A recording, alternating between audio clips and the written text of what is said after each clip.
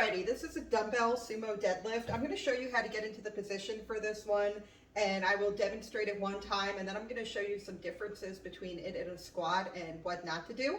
So what you want to do is you want to get started in the sumo position. So your feet are out wide with your toes slightly pointed out. Feet are outside of hip width, they're outside of shoulder width. Let me back up a little bit for you here.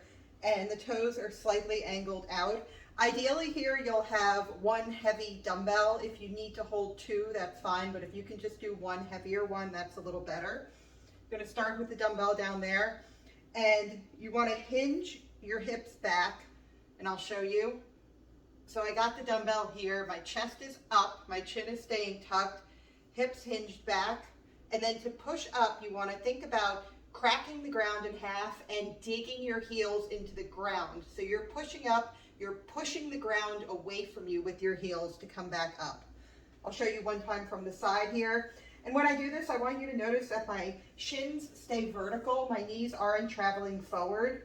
So as I lower down, I'm hinging with the hips, sinking down, push those heels into the ground, push the ground away from me to come back up.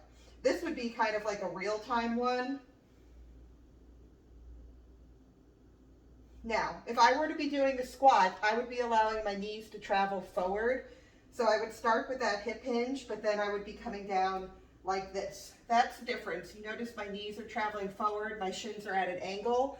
When you're doing the deadlift, you want to push those hips back and sink down, keeping the shins as vertical as you possibly can, and then push back up.